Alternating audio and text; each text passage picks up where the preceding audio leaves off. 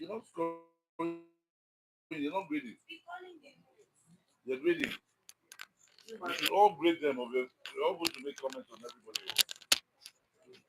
You should grade everybody. We're going to hear you. I want to hear how intelligent you guys are at the end of the day. Intelligent or not. Use your face this year. Your children won't let you rest.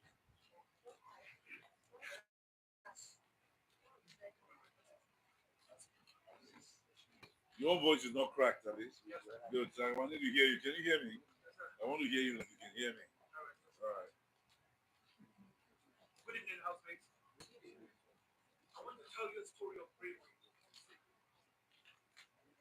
I want your name, where you're from, all that.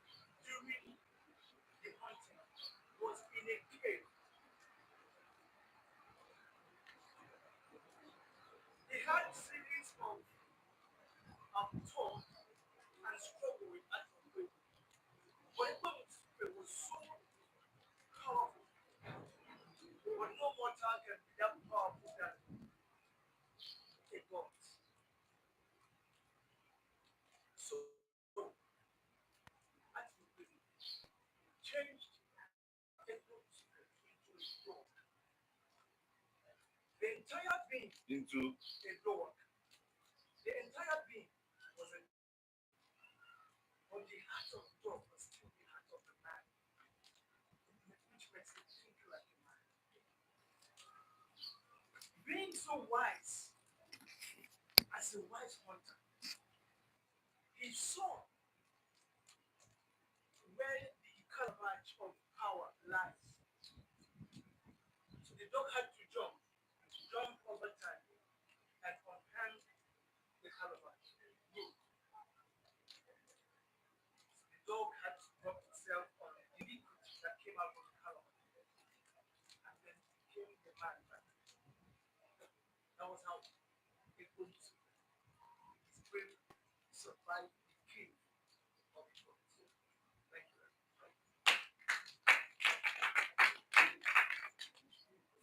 let me surprise you. That character resides in a book called Mutanda Oyom Namundo.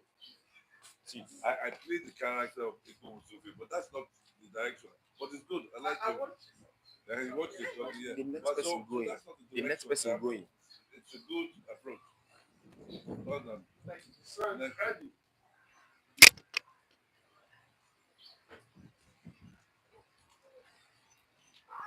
The other one goes. Good evening, housemates. I can't hear you. Good evening, housemates. Good evening, sir. My name is Saint Eddie. I can't hear you. My name is Saint Eddie. I'm from Delta State. I want to tell you a personal story.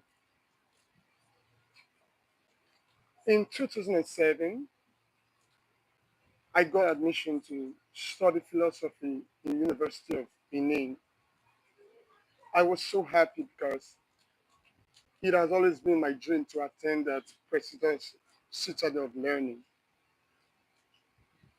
But something happened in 2008. I lost my both parents in a ghastly motor accident. Trust me, it was a very devastating moment for me. But I have to move on with life. Well, I saw myself through school, but in 2010, while I'm in my final year, I got a call. Guess who? From Uncle Julius, my mom's younger brother. He lives in Benin Republic. And he said, Saint, I'm sorry I've not been there for you all this while. But trust me, from today onward, whatever you need, I'll be there for you. I had a sigh of relief. In less than 20 minutes, he asked me for my account number. In less than 20 minutes, I got an alert of 210,000 naira. Trust me, I was so excited. I continued. Then, in 2012, I went for my National Youth Service and I got back. One fateful day, while I was just sitting down, trying to put myself to go for my normal daily hustle, I got a call from Uncle Julius. And he said, Sent, get ready. I am sending you to Lithuania. Trust me, I was so happy and excited because it has always been my dream to travel to Lithuania. And he sent me some money to go and get my international passport ready. Just 3 days to pick up my passport, I got a call from a strange number. I was so reluctant in picking the call because I don't have that number on my phone. I reluctantly picked and I listened to the voice from the other side. Behold,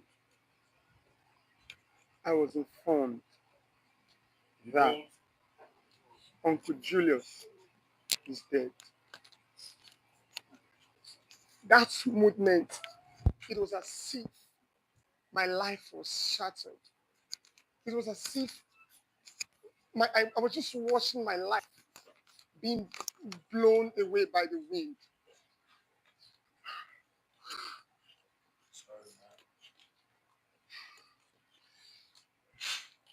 I didn't know what to do. But trust me, I had to move on with life. Thank you.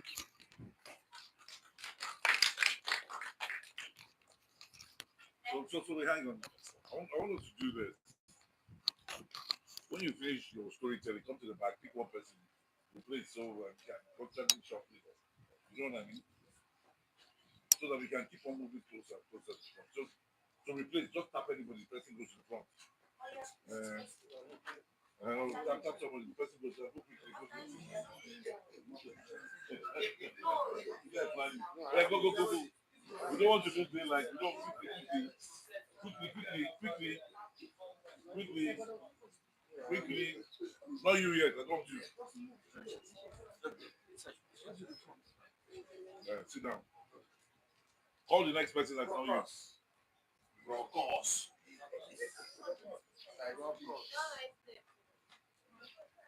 No.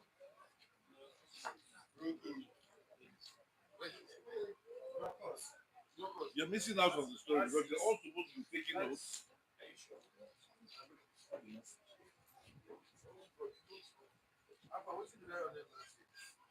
Quiet, quiet,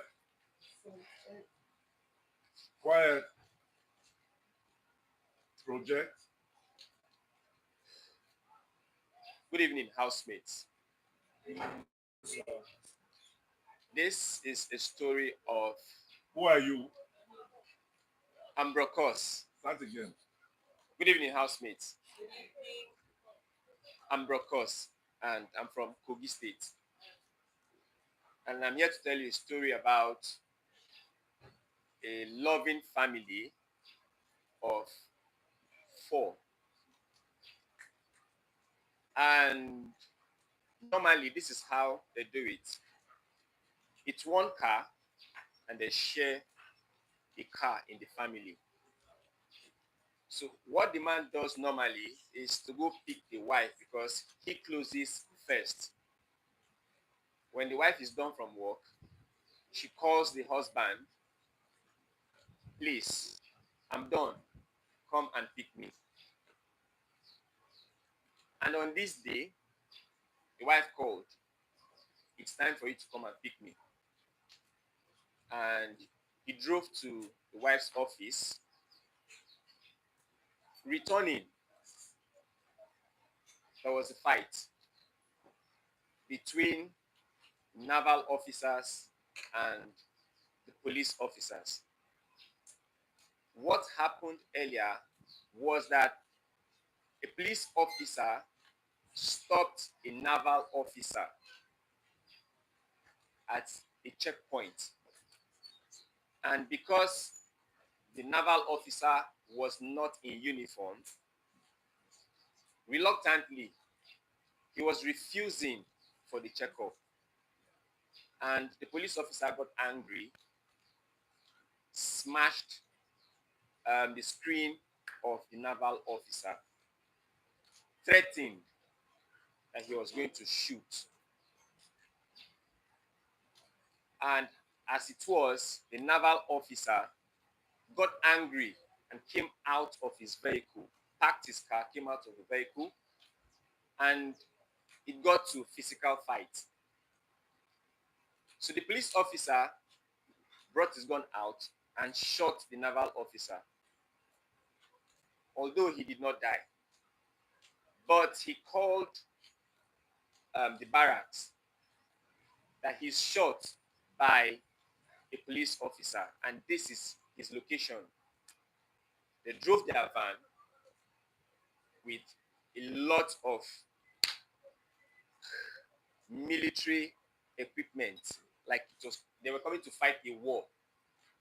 And already the police officer, getting to know that I have actually shot a naval officer, this is not going to be easy. He ran. He called his own people. They came, and they were trying to quench the whole situation, trying to rush the naval officer, to hospital. So when the naval officers came with their van, they started shooting sporadically, shooting unnecessarily. And this young man, who is called Mr. Ken, who went to pick the wife, was at the hold-up with the wife, because he has gone to pick the wife and they have returned, or they were returning. So they were at the particular spot where the event was taking place. So when the naval officers came, they started shooting anyhow, and a stray bullet hit the couple. Both of them died. So the burial was done, and normally they were left with two children, a lady and a young man. So, as some custom demands, the property of their late parents were taken from them, leaving them with nothing. And this young family, these young children, are in the university. So they were left with nothing. And in chaos, in distress, the young lady, who is the older to the brother, had no choice but to listen to what she was told about being a runt girl, so she can fend for herself and the brother. It took her a lot of time, but after she decided, she started doing it. She became a runt girl. She started hook up, and it was going well. And then she told the younger brother, look, this hookup thing might not be coming every day, so please look for something else and do. And the young man decided, okay, I'm going to learn work, which is press phone, yahoo. So it became a booming thing for the family, for the two of them. And then they started paying fees, rented their apartment, and they were living large. So the boy got into a fight because he became a cultist. He had to join a confra so that he'll be able to maintain the power. And he's a middleman. And he got into a fight with another person because he had to do a transaction for somebody. A job was given to him, and then he could not finish the job. Another person duped him because middleman is like, you know me, I know you, I know this person. So someone else duped him, and the person that was duped had to come down and started asking for his money, but the money was nowhere to be found. So it became a problem, and then he was shot and killed in their house because he was warned severally to return the money. If he doesn't, he's going to be killed. And it actually happened in his house. So the sister kept calling, like, I want to call my brother to know what's happening. Kept calling and calling, but no avail. So she decided to go to the brother's house to find out what is wrong. Reaching there, the brother was lying in the pool of blood.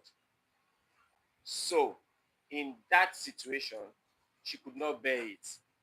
She went into the brother's kitchen, took a knife, and cut her vein and died. Thank you. Good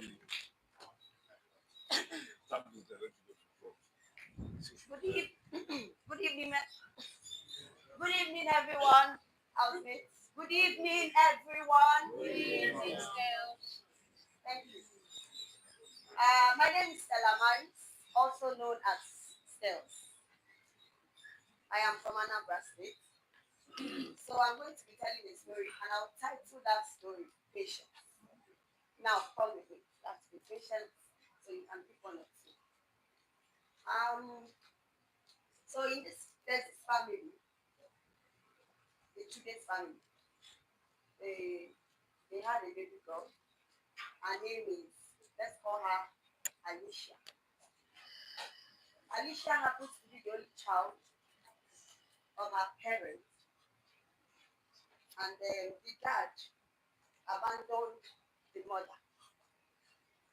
But there was something Alicia noticed. The mom, her mother, her mother's attitude towards her. You know, the mother is always saying hurtful things to her, always making her feel like she's a nobody. And sometimes Alicia will have to question the mother. I don't understand. Why are you pouring aggression on me? Am I the reason why your husband left you? It seems that it was looking as if the mom was not happy with Alicia having that child. Maybe she was having regrets or something. So Alicia dusted herself at a very young age, as young as 14 years. She left home and went to stay in the northern part of Nigeria, just to be precise. And then she started. She got a job, her first job, she was being paid 4,000 naira. Then 4,000 was money. She was paying rent, and God was helping her. You know, but because of how she grew up, she had some childhood trauma. She was not herself. She how do I put it? She suffered, or she was going through her own personal battle, and she had this low self-esteem. She was not proud of herself because all her life growing up, she only heard negative words. She did not hear words that encouraged her. So she felt like she was a nobody and she could not make it. But still, she kept on going. She did not give up. She kept on, doing her best, trying diverse businesses, putting hand into whatever works, just name it. Anything you can think of, because Alicia now became tough. Like the situation that was supposed to break her made her strong. And she picked up the pieces of her life. She did what she can do in the area of schooling, and then, proceeded. She was just there going on and on with her life. She did not give up. Yeah, she did not give up. She has never really been lucky in love. Men come to her, they like her, and Maybe because of how she grew up, she felt like she can give it all to a man and be accepted. But she wasn't getting that energy in return. So it messed her up. But years later, now Alicia has grown. She has now become a woman. Years later, a very fine young man came around, and the man's character towards her, she felt like, oh, this is it. This man is, I mean, he's trying. I can see it. This is what I've been looking for. Somebody that can love me right, somebody that can treat me right. You know, Alicia did not have a perfect growing up kind of, children. Those things children like, enjoyment, growing up. Alicia did not get that in life. She did not get it. When it comes to it, in fact, Alicia, she became, you like call her, the whole experience made her very tough. She did not grow up like every normal child. So she met this guy. I'll call him Jack. And they started out, and Jack promised to get married to her. And she felt, okay, my mama not send me. Papa not there anywhere. The only child. Before this wahala I've been going through. Maybe marriage is the escape. But let me just settle down. As this man say he loved me. Let us just build our lives together. Alicia was in for another bomb. In fact, this one is the one that now finished her completely. 2 years later, first of all, she was not accepted in the family. The man's family did not accept her. But because Alicia felt like, I am good. What am I not doing right? This is somebody that loves God. She's not a churchy person, but she has her own relationship with God. So she felt like she's doing everything right. Waiting again, this man wants. If you say day like this, you go day. Do like this. Someone that can make these people accept me. How do I make this woman love me? But everything she did, nothing worked. Then Alicia realized that if you're going to enter any, and this is also what I'm going to tell anybody here, the single ladies, if you're going into any marriage or any relationship, and the parents or the family of the man does not accept or like you, please borrow leg, join your leg, and Johnson Japalize. So, but Alicia kept, she's trying now. What can she do? She will keep trying. Now my mama uncle, and things was getting worse. But then she did not think of leaving because the man Jack has not given her problems. So in her own mind now, in her own set, if now my mama uncle, she I won't kill her. Actually, she's not the one I'm going to be getting married to. So she did not really, she was still doing her own good job for the mother who never loved and appreciated her. In fact, the woman show Alicia, she gave her over. Now, a year later, she got pregnant, had a child, and she told Jack, you see me, I've been through a lot in life, I'm not there for this pattern. You say, now marriage, oh yeah, let's go and do the necessary things. Jack took her as if, oh, you don't ready, as if they were preparing, okay, call your mom, let's see how we do it, and Alicia was just there, okay, let's say don't put tire for life, get what you want to it, you just they follow as they go. But later, now Jack used to be a very poor man. And there's a saying that you don't know a man's character when he is a nobody. If you not get money, they lawyer. If he even leave your shit and your life. But once money comes, that love will settle. So all this period that the love was sweeting both Alicia and Jack, there was no money. Alicia was praying, God bless this man. Maybe it's because there's no money. That's why he's not talking about marrying me. Maybe because there's no money. That's why he's not moving forward. At least let me do something. Let my people, let my family, let them even know, or let them believe that something good can come out of this one. Okay, at least there's just trying. But she did not force the man. because they're not the first person to marry person. You are not the one to drag him to your father's house. That, oh yeah, pay bride price. But Alicia continued to be who she is, and she was a very good girl. To her own knowledge, we are talking about Alicia now. Years later, this guy changed. Now money entered. When the money came, Alicia saw him. Ah, my man don't blow. Everywhere go sweet. Oh. And so man divert. Love that was love became sour. The man real character started to show. He started to follow girls, enjoying his life. Did not give Alicia that attention. Now, what do you think could happen to Alicia again? What is this? What is actually going on?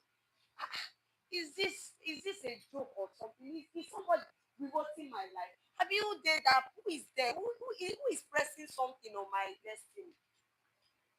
You know? But she kept calm, kept believing in God, just to see how things work. Jack became so terrible that because of the influence of the money, he felt he has arrived, bought a car. So now money be like sugar. If you pour am for ground, and to gather. So there were a lot of girls around him. Everybody just dey peperi, enjoy. He forgot about Alicia. He forgot about the struggle. He forgot the girl that was there. The next thing, oh boy entered drugs due to the bad friends. And this Alicia is someone that no matter how her life turned out, God blessed her with wisdom. It's as if she sees things before they happen. So she was always calling this man to order. These your friends you are following. When you were nobody, were they? Because I know when you don't get money, they know they come house. Now you don't get money, they are stunting, they are robbing you.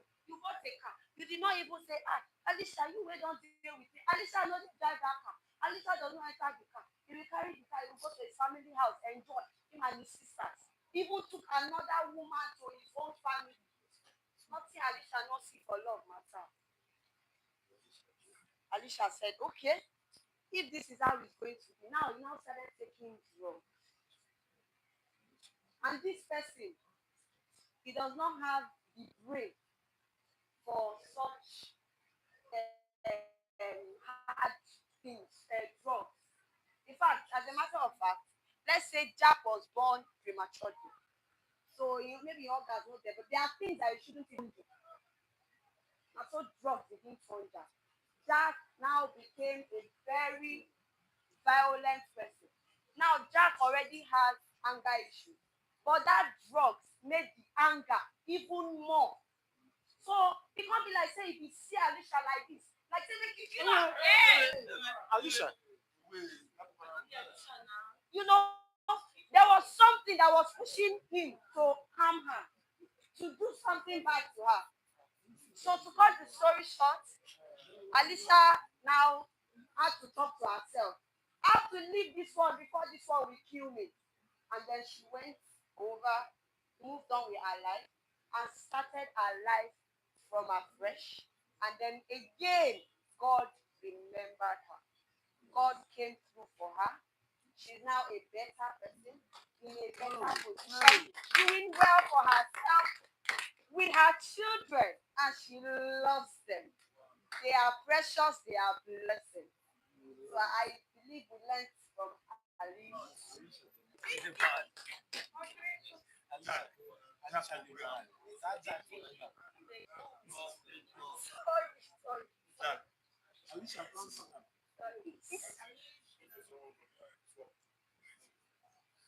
I'm not Alicia, please. Almost randomly.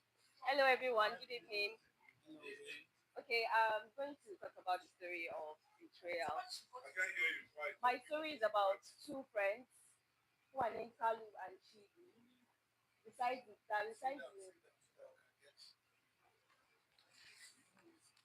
My story is about two friends. They are childhood friends. They live in a neighboring village where fishing is their source of livelihood.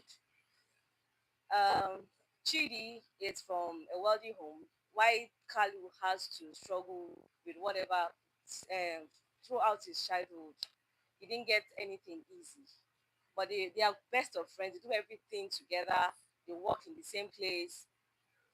Kalu has a girlfriend that he intends to propose to when he get promoted at work. That by then he might have had enough cash to, take care of the woman and then plan a wedding and all that. Why Chidi has everything he has, but he's still not satisfied with what he has. He doesn't understand why his friend Kalu will be happy with whatever little thing comes his way.